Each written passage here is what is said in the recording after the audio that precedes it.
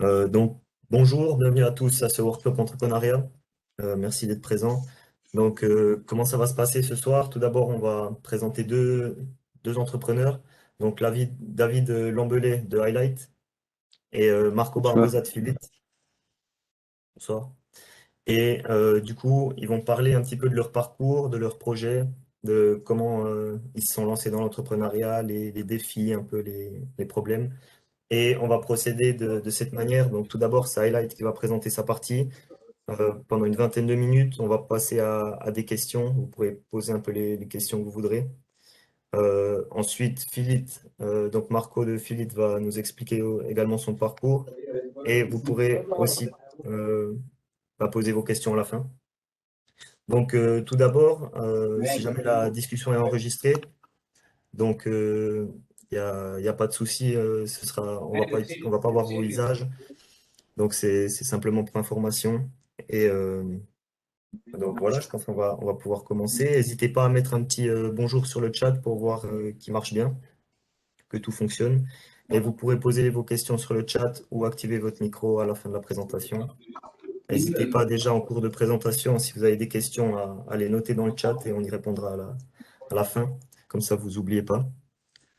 Donc, je vais donner la parole à David qui va commencer à nous présenter. Bonsoir à tous.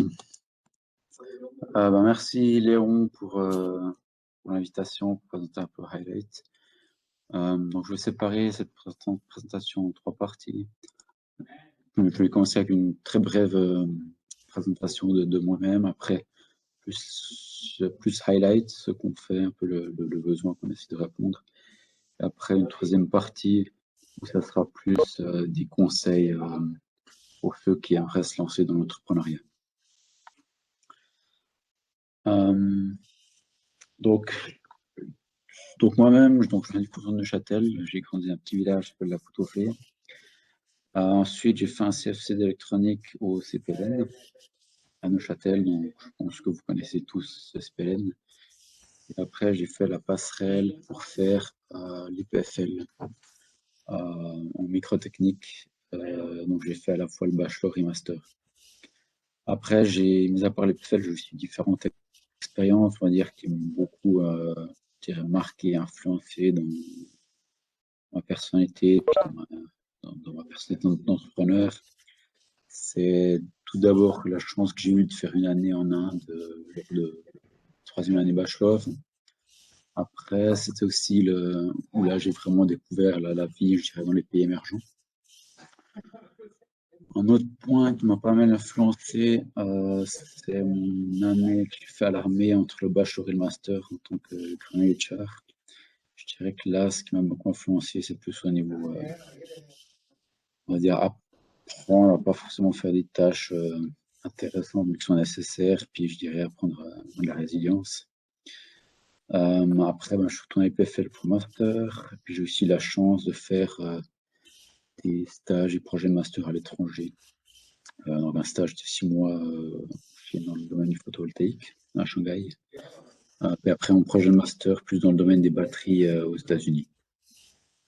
Ensuite, je suis revenu, donc c'était la fin de mon master de l'IPFL. Après, j'ai trouvé un travail comme ingénieur R&D, donc recherche et développement à l'IPFL à Microcity, donc à Neuchâtel, dans un labo de microfabrication laser. Travail que j'avais en parallèle lorsque j'ai lancé Highlight. Et en fait, Highlight est la suite en fait du projet de master que j'avais lancé. C'est un peu la suite du projet de master que je faisais aux US, à Berkeley Lab, et qui est devenu en fait un projet de start-up. Je fais passer d'un projet de labo à un projet de start-up en fait dans le cadre d'un concours d'entrepreneuriat de l'InnoSuisse Business Concept, que je recommande si vous êtes intéressé par l'entrepreneuriat. C'est des cours qui sont gratuits et offerts par InnoSuisse, c'est vraiment, ça a beaucoup de valeur ajoutée. Donc, qu'est-ce qu'on essaye de répondre avec Highlight? Comment est-ce qu'on en est arrivé à créer Highlight et un peu quels sont les contextes et notre vision? Je vais présenter ça sur une dizaine de slides. Donc, tout d'abord, au niveau contexte, en fait, ça commence par un grand besoin, une grande problématique humanitaire. Aujourd'hui, 600 millions de personnes n'ont pas accès aux réseaux électriques en Afrique subsaharienne. Et ces gens-là, donc, qui gagnent 1, 2, 3 dollars par jour, n'ont pas d'accès au réseau électrique et donc ont besoin de petits moyens alternatifs pour de la lumière ou charger un téléphone portable. Et ils vont dépenser jusqu'à 100 fois plus d'un point de vue coût de l'énergie par rapport à ce qu'a dépense en Europe. Donc, que ce soit pour les petits systèmes énergétiques ou dans les kiosques pour charger des téléphones portables. Donc c'est un gros problème humanitaire, mais derrière, si on regarde ces 600 millions de personnes en Afrique subsaharienne ou 1 milliard à l'échelle mondiale, en fait, ils dépensent chacun à peu près 30 dollars par année, donc ce qui représente en fait derrière un marché de plusieurs milliards de dollars. Donc ce qu'on croit, c'est que si on développe un produit qui est à la fois abordable et qui améliore la vie des gens, il y a moyen d'avoir un business qui soit, d'avoir un impact, mais aussi d'avoir un business qui soit complètement rentable et profitable pour tous. Et même à l'échelle de la Tanzanie, où on est présent, il y a la moitié des gens qui n'ont pas accès aux réseaux électriques. Ça fait 30 millions de personnes. Donc juste à l'échelle de la Tanzanie, ça représente déjà un marché d'un milliard de dollars.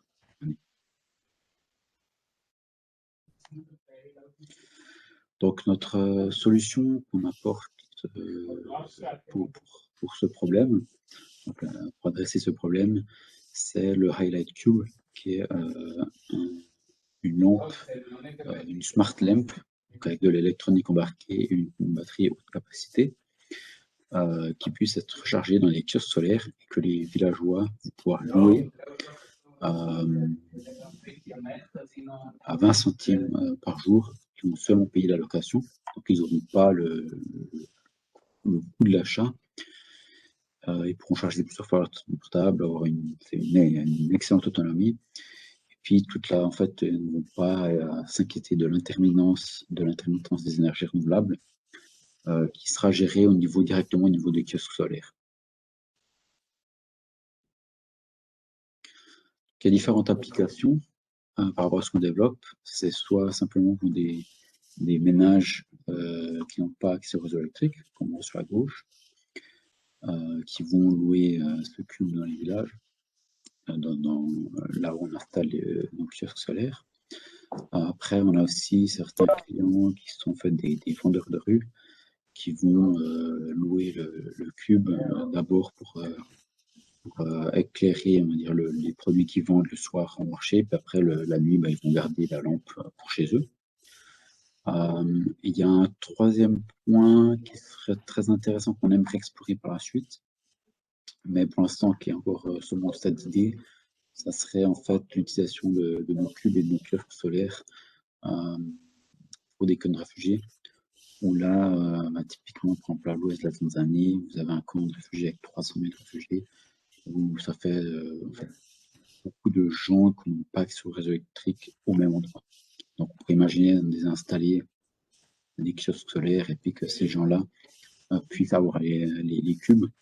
Par contre, avec un business comme ça, ce ne serait pas les réfugiés qui paieraient pour la location de la lampe, mais ce serait plutôt les organisations internationales qui financeraient plutôt les installations et entre guillemets, la location des cubes. Donc, le business model qu'on a actuellement, c'est un business model sous forme de micro-location. Donc, on va voir, en fait, on va voir les villages où il n'y a pas d'électricité, donc en Tanzanie, dans la zone où on est installé, donc la Tanzanie. Et quand on trouve un village, ce qu'on fait, c'est qu'on va essayer de trouver une personne qui a un petit magasin qui sera intéressée à collaborer avec nous. Et s'il est d'accord de devenir notre agent, on va lui installer un panneau solaire, un système de charge et une batterie de cubes et aussi un système d'activation. L'agent va s'occuper de charger les cubes avec le panneau solaire et puis le système de charge qui contient des batteries. Puis les villageois pourront louer chez cet agent, chez ce petit commerçant local, les lampes chez eux. Et l'agent, en fait, il va acheter des tokens par SMS, en utilisant son téléphone portable. Il va acheter des codes d'activation et il va recevoir des codes d'activation qui va lui permettre d'activer les lampes euh, à chaque location pour les villageois. Et de cette manière, ce système d'activation et de paiement nous assure de, de, de rentabiliser l'installation du système solaire et de s'assurer aussi que le villageois ne va pas commencer par exemple, à aller charger sa lampe sur l'heure du voisin et qu'on ne puisse pas rentabiliser les quelques centaines de milliers de francs qui sont investis dans l'installation du kiosque solaire. Donc notre grande valeur ajoutée là derrière, c'est qu'on est à la fois très abordable à l'achat, donc il y a zéro upfront cost pour l'utilisateur ou pour l'agent. On est complètement mené, on dire, le plus abordable que je puisse trouver, mais aussi très abordable au niveau de la location, tout en ayant la capacité d'offrir de la lumière, charger de portable. Ouais. Ah, parfait. Et puis tout en étant en fait écologique dans le sens où ben, vu qu'on loue le produit, on reste propriétaire du produit et on va pouvoir gérer la fin de vie du produit. Donc c'est aussi typiquement un des problèmes avec les lampes solaires qu'on peut trouver en Afrique dans les villages, c'est que ces lampes solaires, c'est la meilleure alternative aux lampes à kérosène, mais dans ces lampes solaires, il y a une batterie lithium. Et dans les petits villages où il y a beaucoup en Afrique, ben, c'est clair qu'il n'y a aucune chaîne de recyclage. Et les villageois, quand ils ont leur produit qui est en fin de vie, ils n'ont pas d'autre choix que de creuser un trou dans le sol et puis d'enfouir ça. Et puis, ben, c'est clair, dans les batteries lithium, il y a de la chimie qui n'est pas forcément saine pour le sol. Donc, voilà, donc on a je dirais l'envie d'avoir une entreprise qui soit durable, rentable, qui puisse croître, mais notre motivation derrière ce projet, c'est d'avoir un impact sur nos startups, que ça soit donc, tout d'abord dans l'accès à l'énergie, accès à l'énergie propre et abordable. Et après, il y a tous les axes, je dirais, il y a tous les impacts indirects, que ce soit meilleures conditions de santé, meilleure éducation, parce que les enfants vont pouvoir étudier le soir parce qu'ils ont de la lumière, etc., etc. Donc, notre équipe, donc à la base, on est 3 cofondateurs en Suisse, moi-même qui m'occupe plus pour la partie R&D, développement technique, position de CTO. Et puis, c'est l'équipe que j'ai cofondée à la base il y a 4 ans, donc avec Briac Barthes, aussi Philippe Eiffel, qui avait déjà vécu en Tanzanie à l'époque où on a lancé la startup, et qui parle couramment Swahili. C'est ce qui a permis, donc il gère toute l'équipe aussi tanzanienne et il est 90% du temps en Tanzanie. Donc c'est la seule personne d'entre nous qui a un plein temps dans l'équipe des cofondateurs, Twilight. Après aussi Jonathan qui a plus un background en business finance de l'université de Fingal. Ensuite, maintenant, on a actuellement 3 employés. On a un employé qui s'occupe plus de la partie technique, prototypage, installation du système solaire, qu'on a formé un peu sur le tas. Ensuite, Réma qui s'occupe plus du suivi des agents, plus au niveau relation commerciales. Et Julius qui nous aide plus pour la partie administrative et puis suivi un peu au niveau business development. Et donc l'entreprise est à la fois en fait incorporée en Suisse depuis 3 ans et puis en Tanzanie depuis 1 année et demie. Donc ce projet, comme je l'ai dit tout à l'heure, il sortait de projet de master. J'avais fait environ 5 ans aux US.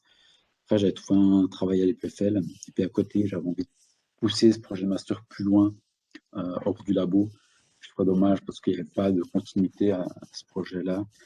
Et donc petit à petit, j'essaie de trouver des manières pour pousser ce projet plus loin. Et j'avais amené ce projet au Swiss Business Concept.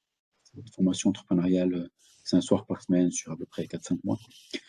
Où là, on a vraiment passé d'un projet de R&D, de science, à un projet vraiment de start-up. C'est là qu'on a fondé l'équipe.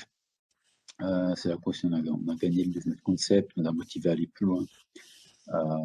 Et puis 6 mois plus tard, on a incorporé l'entreprise donc Neuchâtel, donc en tant que Highlight SRL. Ensuite, donc à cette époque-là, en fait, on a développé un concept de batterie en fer. On a poussé plus loin pendant 2 ans. Là, on visait la même vision d'accès à l'énergie, mais avec générant de l'électricité avec des consommateurs de fer. Mais après, on a fait beaucoup de tests sur le terrain, on a beaucoup avancé des prototypes, mais on voyait qu'on allait droit dans le mur au niveau industrialisation. Et donc, on a pivoté sur cette nouvelle solution fin 2019, cette nouvelle solution solaire qui permettait d'avoir des systèmes à la fois en fait d'avoir des systèmes énergétiques avec une plus forte densité d'énergie et d'avoir ce business model de microlocation qui permettait de rester abordable, et puis aussi de renting business model qui permet aussi de récupérer le produit en fin de vie et d'être complètement écologique. Donc on a fait ce gros pivot fin 2019. Donc là, ça fait quoi, 1 année et demie maintenant qu'on a changé. Donc on a développé, on a reparti à zéro au niveau développement produit. On a fait un projet pilote l'année passée, d'abord avec 20 cubes, après 100 cubes. Puis là, aujourd'hui, on a donc 200 lampes sur le terrain qui sont louées au travers de 7 kiosques installés dans 7 villages différents, dans 7 différents villages. Et là, pour ces 18 prochains mois, on a un projet pilote de plus grande ampleur qui est prévu, dont on cherche encore 25 000 francs pour compléter le budget total, ce qui s'élève à près de 300 000 francs. Donc voilà un peu à quoi ressemblent nos activités sur le terrain. Je pense que ces images sont plus parlantes que tout le reste de la présentation. Donc vous pouvez voir typiquement un utilisateur qui vient chercher son cube dans un petit shop, vous voyez derrière. En bas, vous voyez typiquement notre employé à Emma qui apporte des nouvelles lampes à nos cubes, un agent.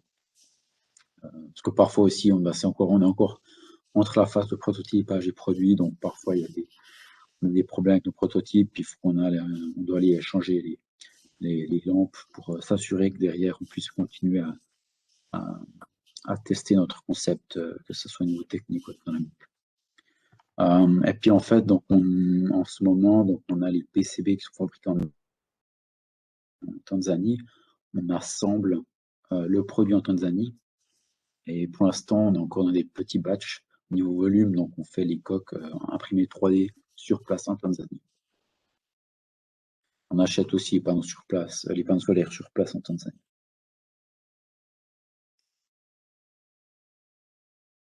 Donc un petit aperçu du projet pilote qu'on va faire ces prochains mois. Enfin, ça c'est déjà ce qu'on a fait l'année passée. Donc un exemple d'un projet pilote d'un de nos premiers kiosques qu'on louait dans le Cube, qu'on a installé l'été passé. On voit qu'il nous a fallu à peu près 2 mois pour avoir les villageois qui louent de manière continue nos cubes, mais que maintenant, je veux dire, mois après mois, on voit que c'est stable et qu'il y a à peu près dans ce kiosque-là, typiquement, une quinzaine de lampes qui sont louées chaque jour pour des revenus de 70 francs par mois pour ce kiosque. Ce qui permet de rentabiliser le kiosque sur à peu près 2 ans.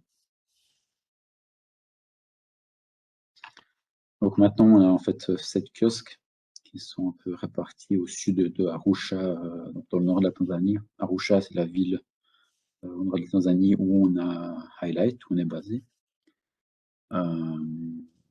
Et puis, donc là, vous pouvez voir aussi un aperçu de la plateforme qu'on a, où on monitore en fait tous les paiements qui sont faits. Et c'est aussi cette plateforme-là qui génère automatiquement les codes d'activation qui sont envoyés à nos agents quand ils payent pour avoir un set de codes d'activation, ce qu'on appelle des tokens, pour activer les lampes. Donc, c'est une plateforme en fait qu'on a développée avec une boîte de software tanzanienne. Parce qu'on avait besoin d'une boîte d'informatique qui a déjà l'habitude avec ces systèmes de paiement par M-Pesa, par téléphone mobile, par SMS. Donc là, maintenant, on est dans une période assez intéressante, parce qu'on a des revenus qui restent encore très, très symboliques, mais qui croient, je dirais, mois après mois, et qui montrent que on répond à un besoin, que les gens sont prêts à payer pour louer nos lampes, et c'est des gens qui gagnent 1, 2, 3 dollars par jour. Donc, ils ne penseraient pas ces montants-là si on ne répondait pas vraiment à un besoin.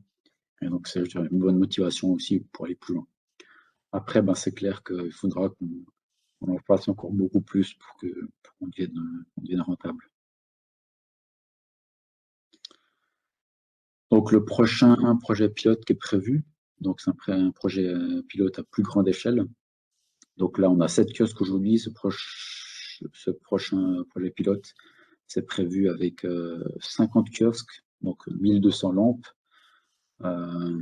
qui seront développés, produits, et distribués et étalés sur une année et demie, qui permettrait donc un meilleur accès dans les zones rurales, de mettre en place une vraie production au niveau local en Tanzanie, et puis de faire un proof of concept au niveau technique et économique à plus grande échelle. Et au terme de ce projet, on devrait aussi être rentable à l'échelle tanzanienne. Donc, Highlight, globalement, ne sera pas rentable, parce que le développement en Suisse a un coût assez élevé, mais Highlight Tanzania devrait être rentable au terme de ce projet. On est encore donc à la recherche de 25 000 francs pour compléter le financement de ce projet, que ce soit de ONG, fondations et de donneurs. Donc, si vous avez connaissance d'ONG, de fondations, des personnes qui pourraient soutenir ce genre de projet d'accès à l'énergie en Tanzanie, donc c'est vraiment la bienvenue, n'hésitez pas à revenir vers moi. Donc voilà, c'était déjà un peu tout pour Highlights. Maintenant, je vais finir encore 5 minutes, 5 minutes pour donner peut-être 2-3 conseils et choses que j'ai appris durant ces 3-4 dernières années au niveau entrepreneurial. Donc, je pense que l'équipe, d'abord, c'est vraiment le plus important. C'est important d'avoir une équipe avec des gens qui sont alignés sur la même vision et la même motivation, mais avec des compétences complémentaires et de fortes personnalités avec des compétences complémentaires. Et puis, c'est toujours important aussi de mettre, je dirais, de prendre soin des relations au sein de l'équipe. Il y a forcément des moments où il y a des frictions, des tensions, mais c'est toujours important de mettre les choses au clair quand il y a des soucis.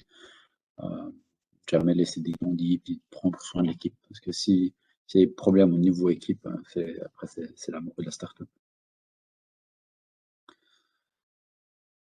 Donc, si vous avez envie pour des idées de startup, si vous avez plutôt un background de finance, business, je pense que c'est important de voir derrière quelles sont les faisabilités techniques. C'est réalisable au niveau scientifique. Puis si vous avez plutôt un background d'ingénieur, plutôt que direct commencer à faire des prototypes, c'est important de commencer à explorer un peu, faire ce qu'on appelle du customer discovery, donc un peu des enquêtes de marché, mais sur le terrain, aller discuter avec des gens, voir s'il y a un besoin, discuter avec des potentiels futurs clients. Parce que le risque en tant qu'ingénieur, quand on se lance dans une startup, c'est de faire un magnifique prototype, un magnifique produit, mais qui répond à aucun besoin ou à un besoin d'un un nombre de personnes trop faible pour que ça soit intéressant en tant qu'entreprise. Donc, la première, je dirais, l'outil qui est idéal quand on a une idée de start-up, c'est ce qu'on appelle le business canvas. Donc, ça permet d'organiser son business model, mais juste sur une page. Et en 1 heure, on peut déjà réfléchir comment on va dire, OK, comment on va organiser son idée de start-up. Essayer de remplir chaque case de ce canevas va être très utile. Quel est le problème qu'on adresse avec notre innovation et la startup qu'on veut créer? Et donc, quel problème on adresse, avec quelle solution on apporte pour ce problème? Quelles seront notre valeurs uniques par rapport à des concurrents, à d'autres personnes ou entreprises qui font déjà quelque chose pour adresser ce problème-là? Quels sera les coûts en place quand vous allez vendre votre produit ou votre service, comment vous allez faire des revenus, et ça sera des revenus en vendant le produit, puis vous aurez une petite marge de B2C, ou bien ça sera des gros contrats avec des entreprises en B2C, ou bien ça sera des royalties sur la publicité, sur des clics sur Internet, etc.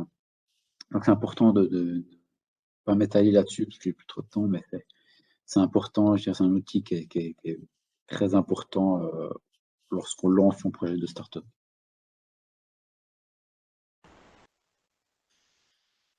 Ensuite, une fois qu'on a fait ce business canvas, qu'on a un peu organisé son idée d'entreprise, ce qui est important, je pense, c'est d'essayer de bricoler ce qu'on appelle un minimal viable product. Donc c'est un prototype qui marche ou même qui marche pas, mais juste pour que l'utilisateur puisse s'imaginer à quoi ressemblerait un produit futur. Donc, c'est pas grave si c'est un truc qui tient à peine debout, mais c'est bien juste faire un petit truc imprimé 3D avec un petit Arduino, et puis d'aller montrer ça aux gens, dire ah, je pense faire ci comme ça je sais pas, ça vous permettre de monitorer l'énergie à la maison, vous pourrez brancher ça dans votre prise, ou vous pourrez analyser l'eau que vous consommez à la maison. Et juste, même si ça marche pas, ça permet déjà aux gens de s'imaginer quel est le produit, puis d'avoir déjà des feedbacks très intéressants que vous pouvez intégrer dans votre je dirais, dans votre business canvas, puis dans le processus de création d'entreprise et de croissance. Et donc, pour réaliser ce MVP, il y a beaucoup de solutions aujourd'hui avec des moyens de faire l'impression 3D de manière bon marché. Vous avez des Arduino, vous pouvez acheter des cartes électroniques bon marché sur AliExpress. Vous pouvez faire, si vous n'avez pas l'imprimante 3D, vous pouvez sous-traiter cette impression 3D sur des sites comme Shapeways, tout type de matériaux. Donc, il y a beaucoup de solutions qui existent. Il n'y a pas forcément besoin de dépenser des dizaines de milliers.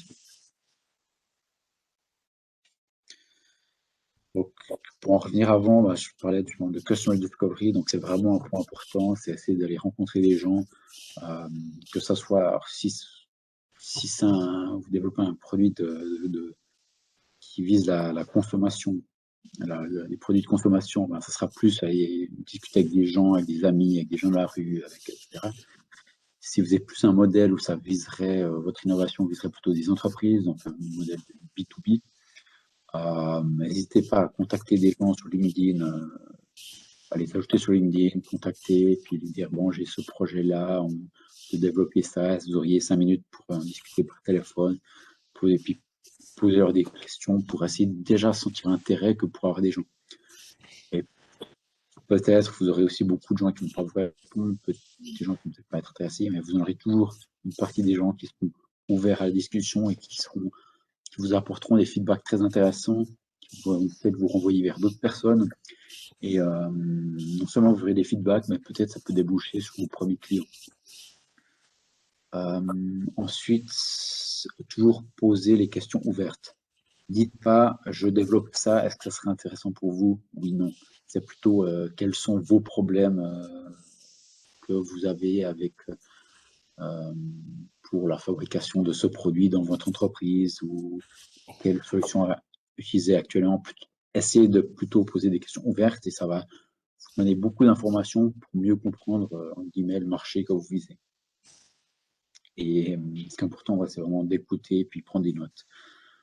Puis toujours garder contact après avec ces gens parce qu'après, pour la suite, si une année plus tard, vous revenez avec un prototype, vous pouvez retourner vers ces personnes avec un prototype et dire, bon, là, entre-temps, on a travaillé sur notre idée, maintenant un prototype qui fonctionne, est-ce que vous seriez intéressé à le tester, etc. etc. Je dirais c'est des points que je recommande pour des découvertes de marché.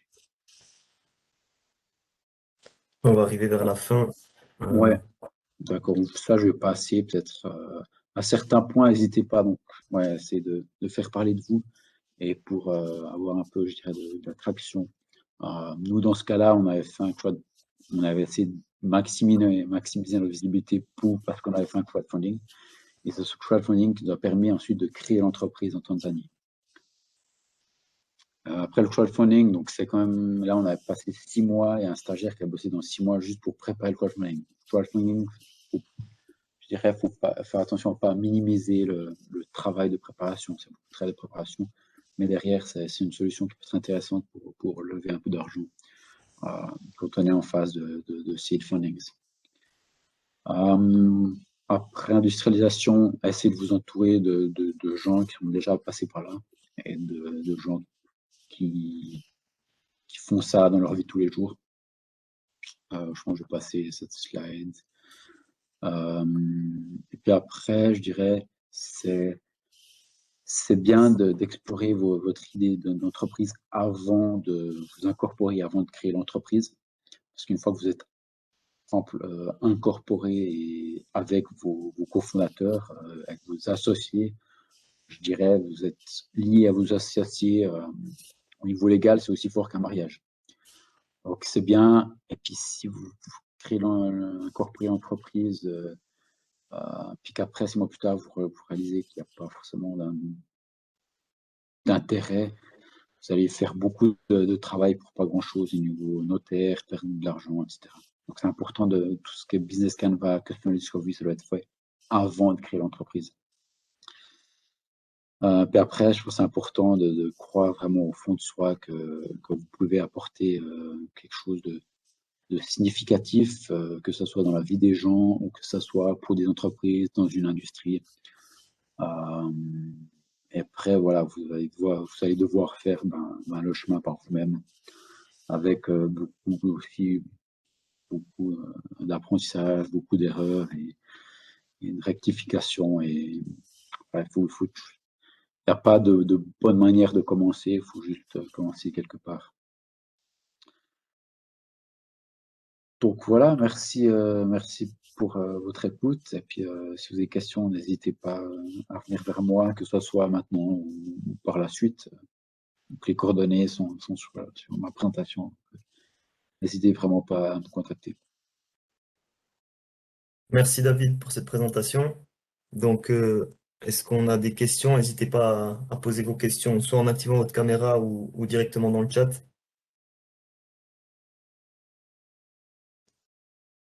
S'il n'y a pas de questions tout de suite. Bonjour. Oui? Oui. Merci beaucoup pour la présentation en fait, et je trouve vraiment cette présentation très intéressante. J'avais deux questions par rapport en fait à Highlight, le fait que le produit que vous commercialisez, c'est un peu un produit low cost auprès de l'Afrique. Et disons qu'elle est profitable au niveau de Highlight Tanzanie, mais qu'en est-il en fait de la profitabilité au sein de Highlight en Suisse?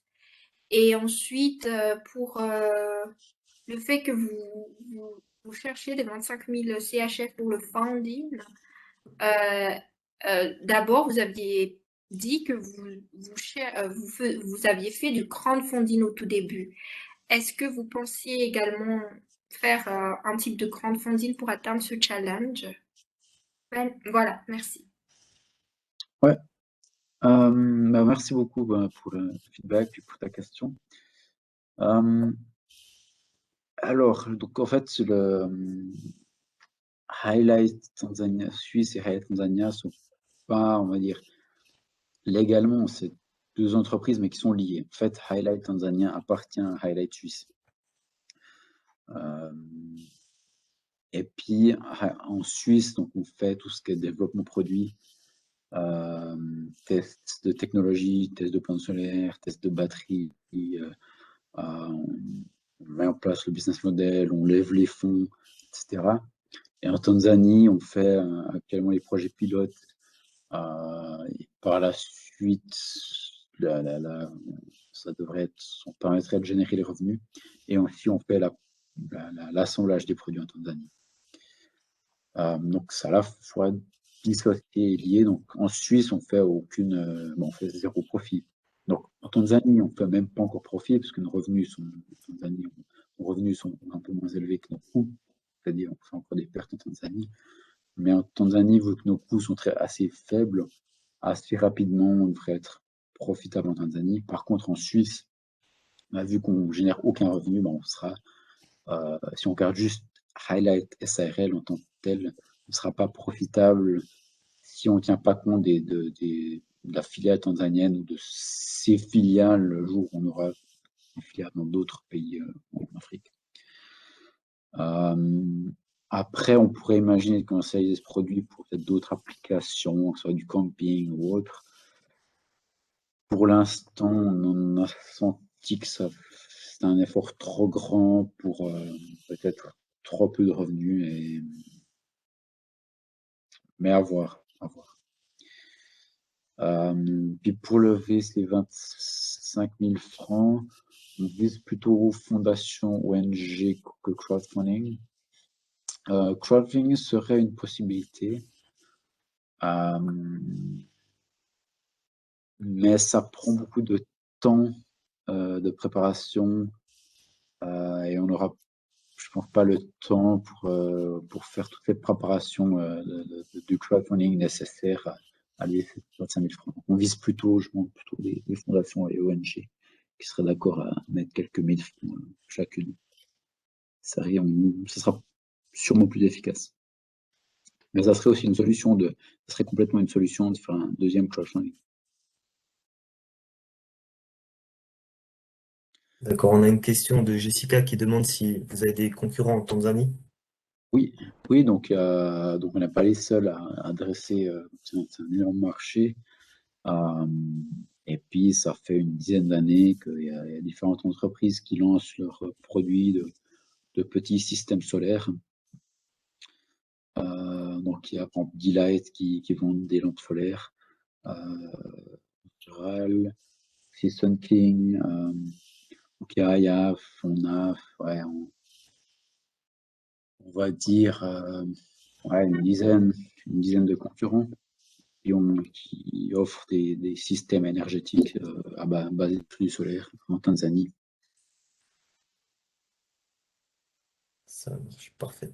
Donc, si vous n'avez plus de questions, on va Merci. passer à la présentation suivante.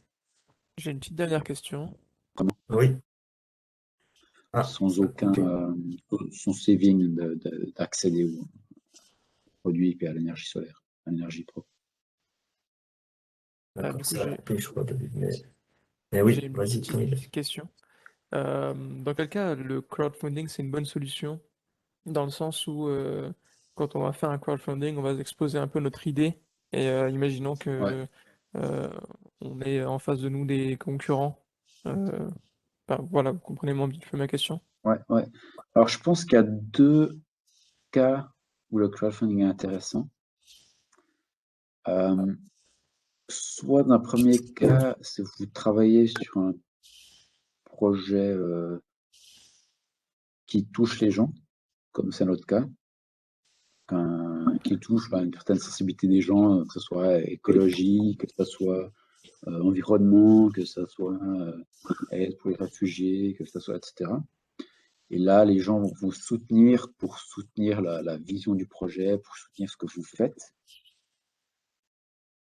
Et l'autre catégorie, ça sera si vous développez, je sais pas, vous voulez développer un nouveau, je sais pas, un nouveau gadget pour mettre sur votre trottinette électrique, pour monitorer la consommation de votre trottinette électrique, par exemple. Et puis là, ben, vous allez, les gens intéressants, ce sera un peu les tech lovers qui ont envie d'avoir un nouveau gadget, une nouvelle technologie qui est peut-être encore en prototype, mais qui sont prêts à mettre quelques dizaines ou centaines de francs pour avoir cette innovation, cette dernière innovation qui sort de Kickstarter ou autre.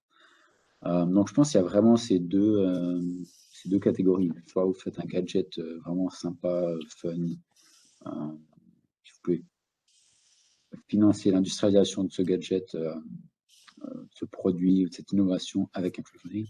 Soit c'est plutôt un projet humanitaire, écologique, d'énergie renouvelable, d'aide aux réfugiés, de lutte contre les déchets, ou quelque chose comme ça. Je pense que c'est vraiment ces deux catégories. D'accord, ok. Merci. Parfait. Si vous avez encore des questions, vous pouvez les écrire, on pourra retourner dessus à la fin. On va passer à la dernière présentation. Donc, Marco Barbosa. Là, il y avait encore. Ok. Passer. Il y a 2-3 slides en annexe. Ouais. On va essayer de le mettre à disposition. Parfait. Voilà. Bonjour à tous. Merci Léon pour l'invitation. Déjà, David, je vous félicite pour votre projet, très intéressant. J'espère voilà, que le projet, en tout cas l'expérience que je vais partager de l'entrepreneuriat puisse être complémentaire, une présentation bien différente de la vôtre. Mais voilà, félicitations pour le projet. Merci. Désolé pour le temps, il faut manger un peu. Aucun souci, aucun souci. Je vais essayer de parler surtout de challenge et être entrepreneur. Et puis je parlerai après un peu de Philippe. Mais je vais me concentrer surtout de l'expérience et puis de mon background. Donc, je suis brésilien. Je suis formé en business par l'Université fédérale de Rio de Janeiro. Je suis parti en Angleterre, à Londres, pour avoir le Proficiency de Cambridge un peu plus de 25 ans en arrière, voilà. Et j'étais toujours dans l'entrepreneuriat. Il faut dire que voilà, je viens d'un pays où j'ai vécu la dictature, donc où l'envie de se battre, elle est là très tôt. Donc,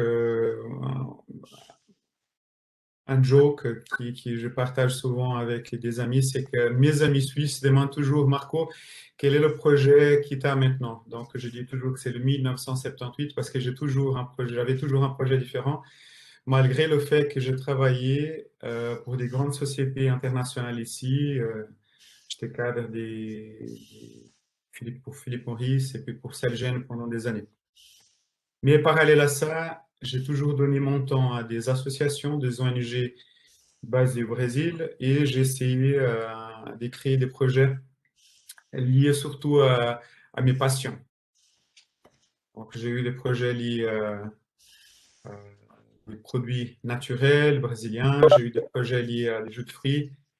Et le plus important, ce qui rejoint un peu ce que David a dit, dans tout ce qu'on fait, je pense que le plus important, c'est de trouver des partenaires, des personnes qui sont passionnées par ce qu'ils font, parce qu'ils vont complémenter, vont être complémentaires dans les projets que vous avez.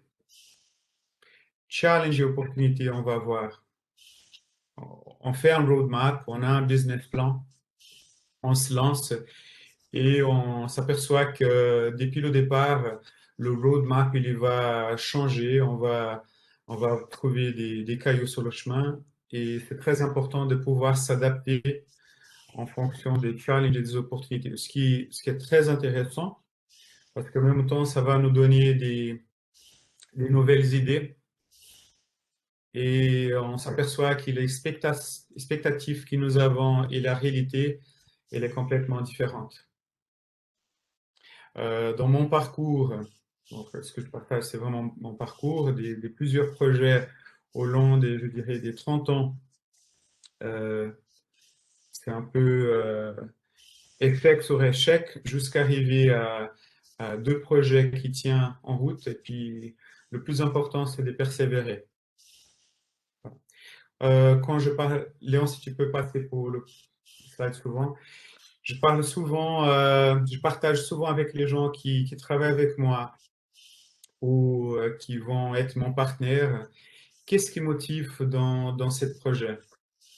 On s'aperçoit que quand nous avons un projet, le temps d'investissement dans ce projet, il va être largement supérieur à l'expectative. C'est un peu comme un job. Parfois, on a une expectative d'un job et le temps qu'on va consacrer à ce travail, il est beaucoup plus important que qu'on s'attendait. On peut être passionné ou pas, mais il y a cette équation qui est là. Ça veut dire que si on est bien payé, on va pouvoir aller un peu plus loin, même si nous n'avons pas de temps pour profiter, même si nous ne sommes pas tellement passionnés. Mais il faut avoir un équilibre dans tout ce qu'on va entreprendre pour avoir le succès dans un projet, parce qu'on ne va pas réussir depuis le début.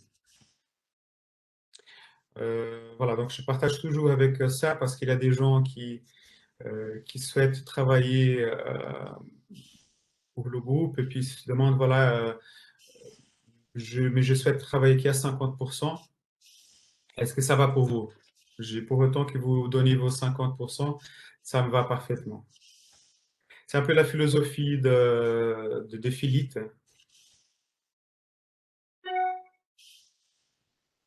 Voilà, donc on a lancé 2 projets. L'entreprise existe en fait il y a 12 ans. Donc l'origine de l'entreprise Philippe et Happy Bee, qui est un domaine complètement différent technique de David, vient d'un espace créé à Neuchâtel pour des entreprises dans le canton où on fournissait des services, des repas, un workshop, on offrait, c'était des cours Masterchef où les entreprises payaient pour avoir des chefs étoilés et non étoilés qui venaient dans nos locaux et cuisiner pendant un moment et puis partager un moment des convivialités. Donc l'idée, suite à des divers voyages pour le travail aux États-Unis et avec les entreprises qui ont travaillé, on a vu qu'il y avait une demande pour certaines entreprises qui n'ont pas un restaurant d'entreprise ou qui sont éloignées du centre-ville. Et ce qu'on a lancé, c'était un concept des frigos connectés. Donc, on a développé notre propre ERP system, on a développé notre propre application, nos propres hardware. Donc, c'est un frigo vitré où on propose des repas pour les entreprises. Donc, cette idée d'avoir des repas sains,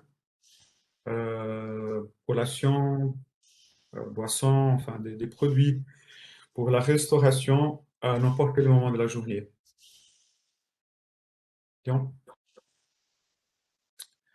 Voilà, donc le concept, ce que les gens trouvent dans nos frigos, c'est des collations, c'est des snacks pour le matin, des yaourts, des paniers de fruits moches, des repas. Donc nous avons entre 20 et 25 menus par semaine. Et chaque semaine, le menu change. Donc le moyen que les clients accèdent à les informations, c'est via l'application dans leur smartphone. Et ils vont voir tous les produits qui sont dans leur frigo dans l'entreprise. Donc l'idée, c'est vraiment d'avoir des produits qui fonctionnent. Donc on va profiler la société en fonction de leur consommation. Est-ce qu'ils consomment plus de viande? Est-ce qu'ils consomment plus de salade?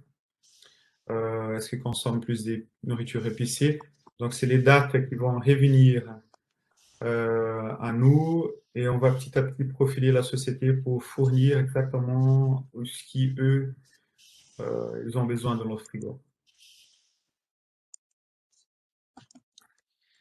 Donc, dans les valeurs, dans le concept, on a créé en fait un écosystème où l'idée, c'est de produire des repas locaux, bio s'ils sont suisses, avec des emballages, pardon, je suis un peu différemment l'écosystème, mais avec des emballages entièrement en verre, donc on n'a pas de plastique, on n'a pas d'usage unique, avec un grand choix des plats et des produits. Donc nous avons, avec nos réseaux qu'on a créés au long des années, on a des cultures différentes qui font à manger pour nous, donc indien, thaï, portugais, brésilien, bien entendu, anglais. On propose ces plats dans les entreprises et aux écoles. Les plats non vendus après 2 jours, puisque comme ils sont dans le verre, en quelque sorte dans le sous-vide, après 2 jours, on sort. Et dans la chaîne du circuit court, on envoie dans 2 points pour donner une deuxième chance de produit être vendu. Et le dernier jour de validité, on va envoyer les plats à l'Armée de Salut ou à des associations comme Frigo, c'est des associations que dans chaque commune, il y a un frigo pour des personnes dans le besoin à les servir gratuitement. Donc, c'est vraiment dans ces valeurs cet écosystème où on fait partie de Zero Waste, où c'est pas simplement la non-consommation de plastique, mais comment non gaspiller cette idée de donner une deuxième chance de plat être vendu, c'est pas vendu, on n'a pas de gaspillage alimentaire. Comme je dis, on fait partie du mouvement Gaspillage Zéro. C'est une démarche zéro déchet qui est au-delà de simplement refuser le plastique, mais aussi de réduire, de revoir entièrement le processus des logistiques, des recyclages, des récupérations, de travailler avec des partenaires locaux. Donc, on essaie vraiment de travailler avec des acteurs locaux où la matière première vient du canton et on va utiliser des moyens pour éviter tout le type de gaspillage. Donc, on parle, voilà, jusqu'à un élément de l'éco-socio responsable. En partie que je n'ai pas mentionné dans l'écosystème, c'est que une fois qu'on récupère les bocaux, la nourriture a été consommée, on va donner ces bocaux à des ONG, des associations à laver. Donc, dans le canton, c'est des ateliers personnels qui vont être tout au but de la chaîne et vont laver les bocaux et on va réinsérer une fois de plus dans cet écosystème qui se complète.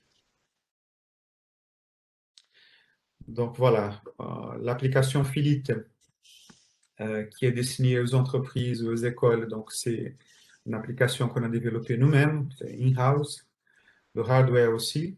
Donc nous avons 2 technologies.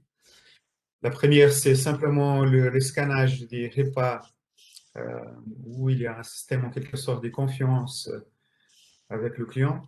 Et le deuxième, c'est le RFID, où nous avons le contrôle total dans chaque plat, chaque produit qui sort du frigo, elle est comptabilisée.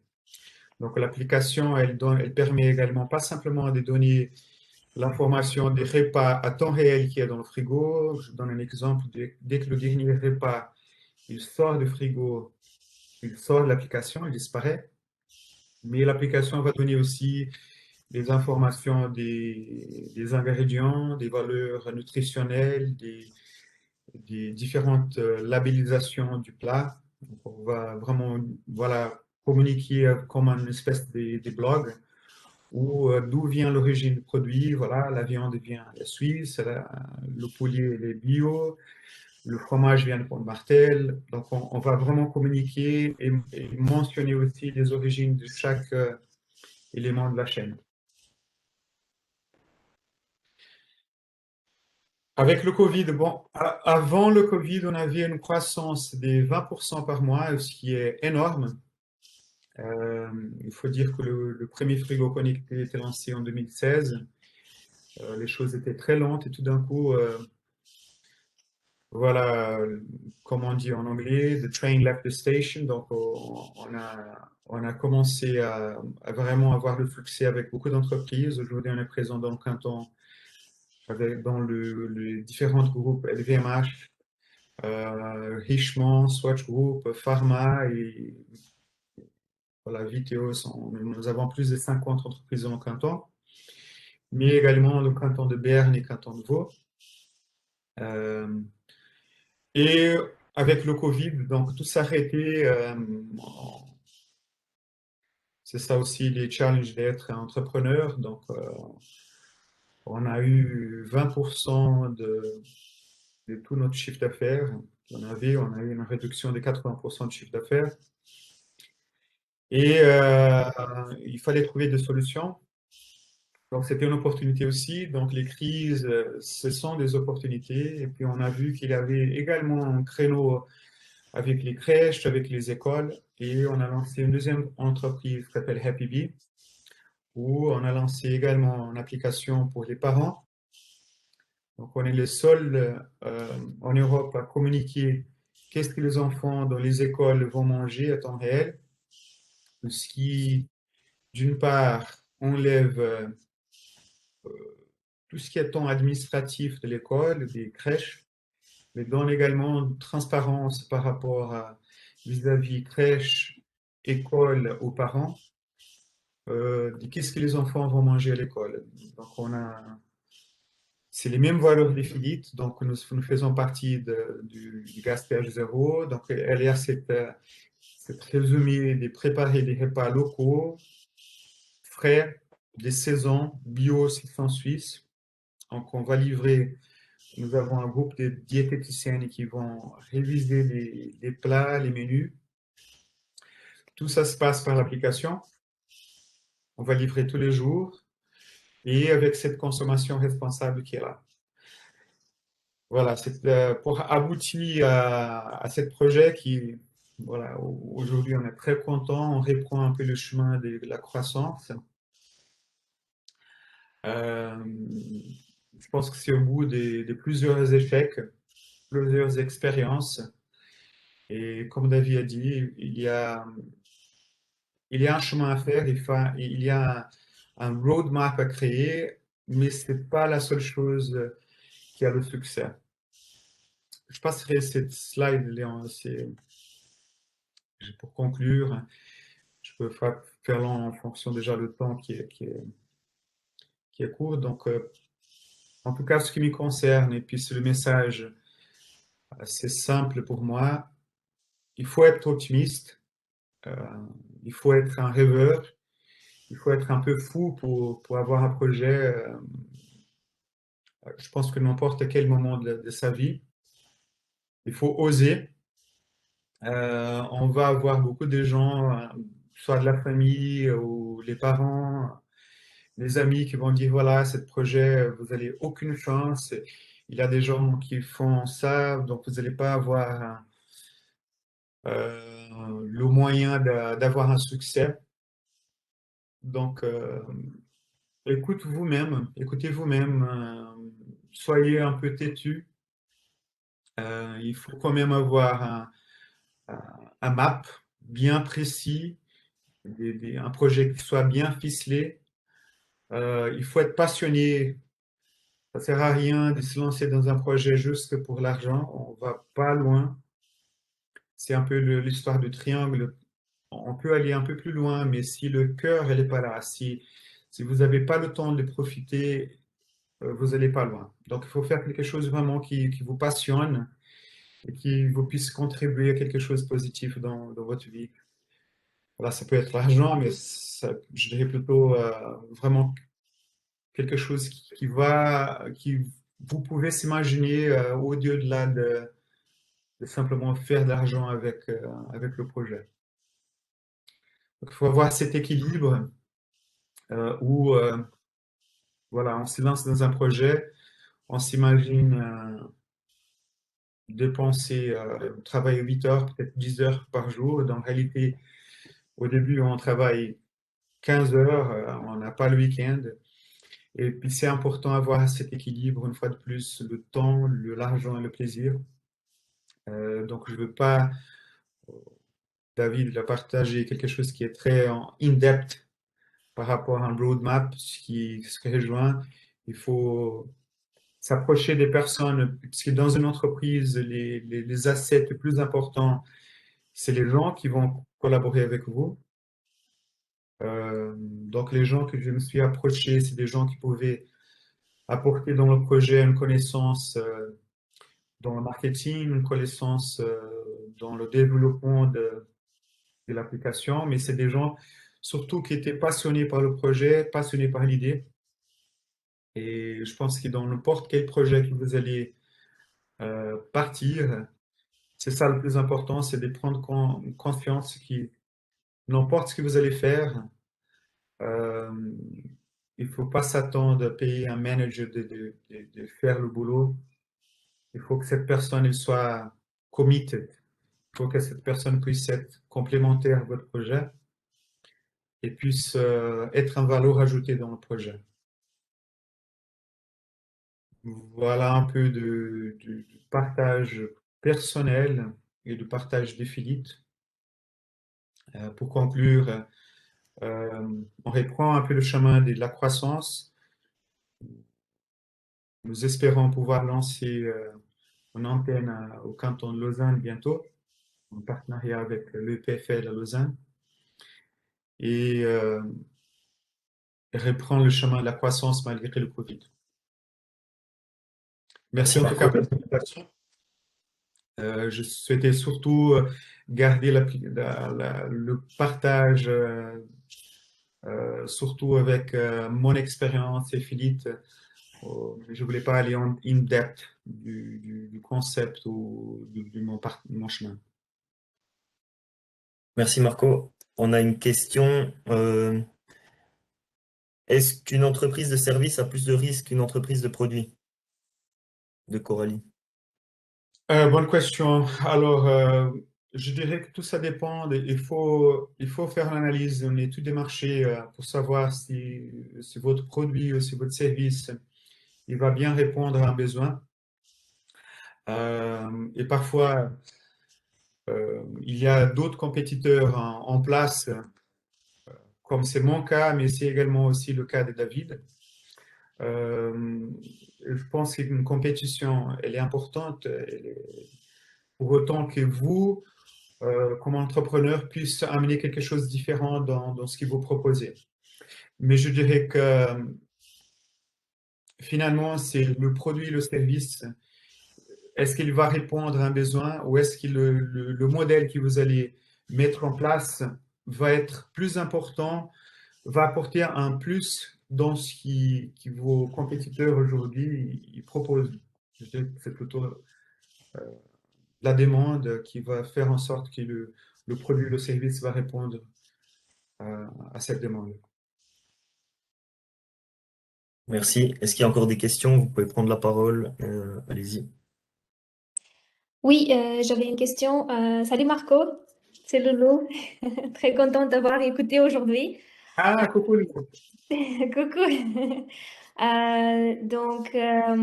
Franchement, c'est super et je suis vraiment très contente que tu aies pu développer en fait cette société et puis en plus maintenant une nouvelle pour les crèches.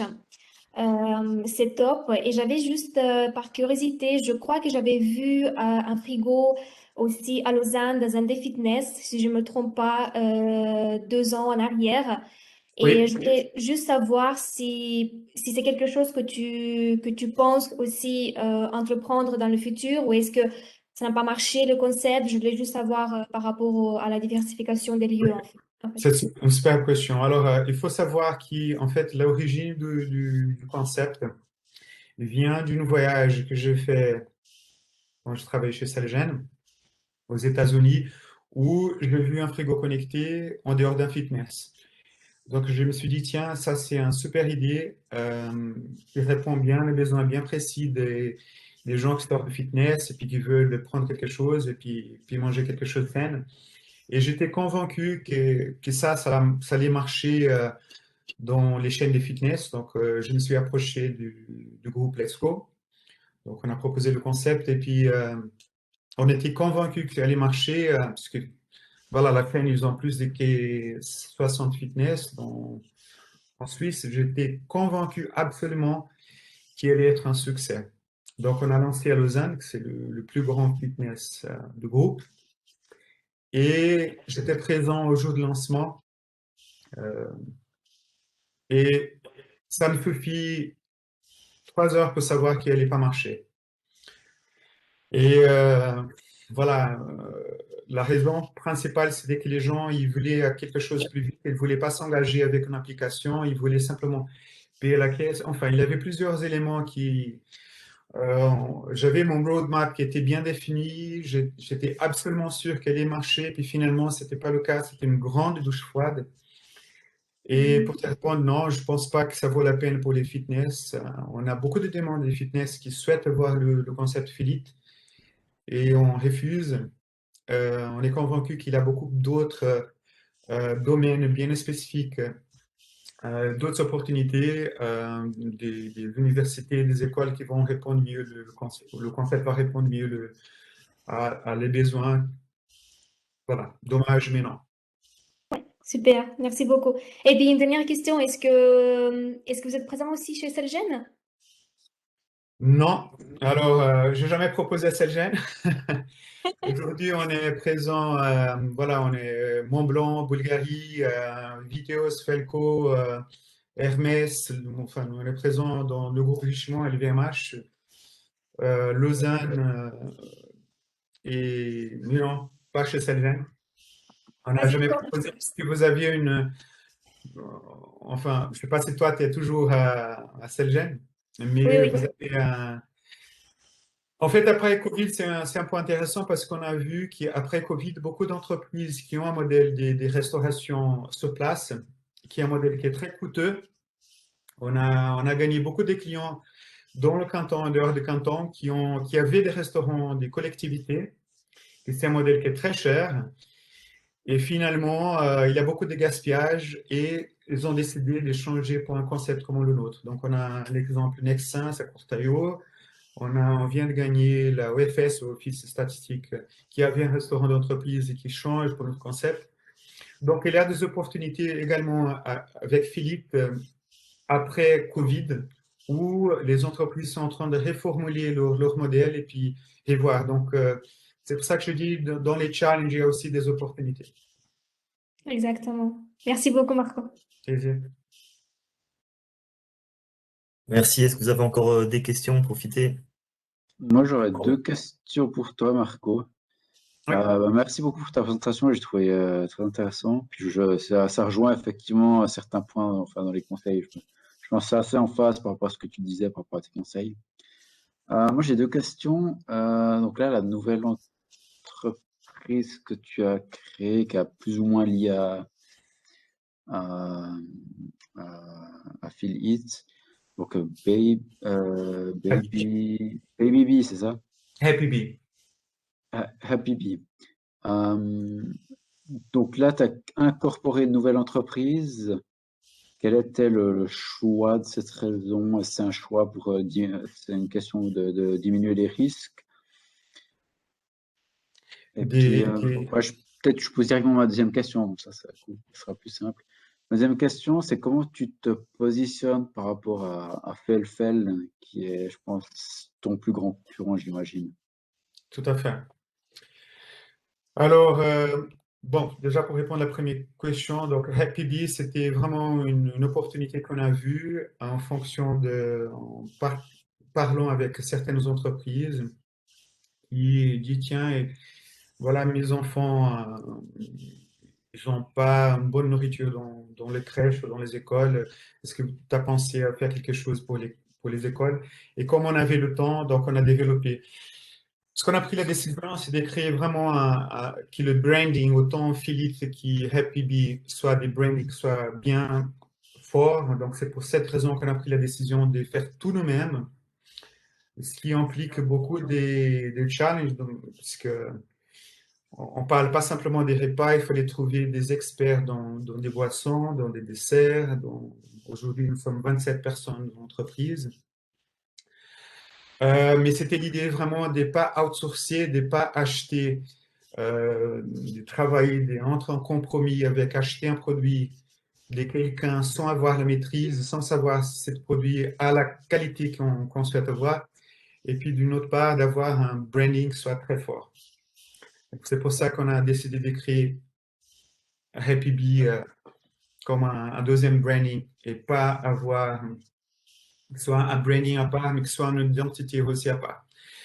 Par rapport à Felfed, qui exactement, c'est le plus gros compétiteur que nous avons, c'est un modèle qui est très différent du nôtre. Donc, ils ont quelque chose qui c'est très bien, ils ont une très belle réussite.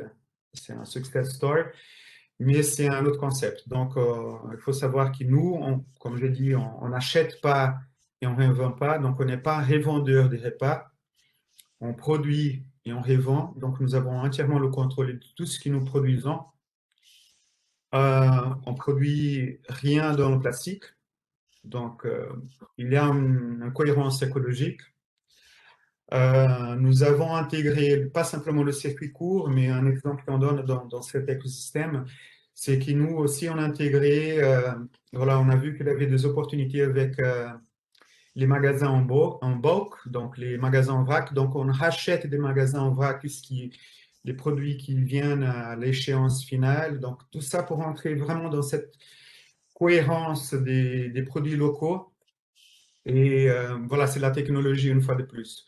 Donc, on donne entièrement transparence aux clients. Donc, avant de venir travailler, il sait exactement quels sont les produits dans leur frigo. Donc, chaque frigo, il y a un code spécifique. Donc, le modèle est complètement différent. Il y a vraiment une cohérence des valeurs. Et puis, c'est pour ça qu'on ne souhaite pas produire Neuchâtel pour fournir à Lausanne. Donc, on une fois de plus répliquer le concept et recréer exactement l'écosystème à Lausanne. Ok, merci beaucoup. On a une question de Loris qui demande si ce serait faisable de proposer ce service aux universités.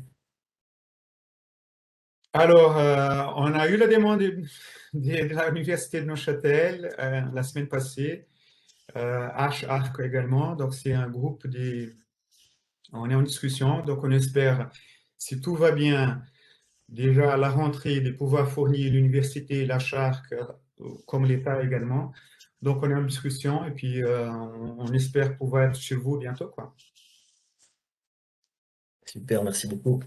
Est-ce qu'il y a encore une dernière question? Profitez. Si ce n'est pas le cas, on va terminer gentiment cette présentation. Il y aura juste un sondage qu'il va falloir faire sur mon workshop. Donc, je vais vous l'envoyer maintenant.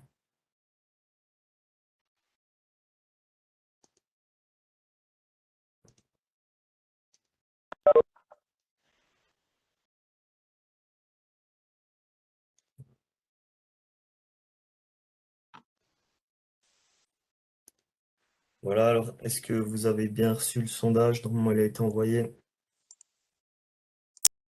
Voilà, parfait.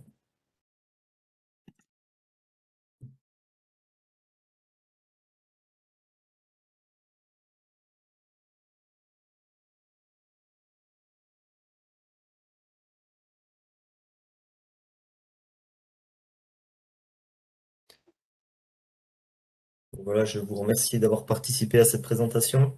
Merci beaucoup à David, merci beaucoup à Marco d'être venus prendre de leur temps pour présenter leur parcours. Et voilà, c'est la fin de ce workshop. Merci à tous. Merci Léon pour l'invitation. Avec plaisir. Merci. Bonne soirée. Au revoir. Merci, bonne soirée. Bonne soirée.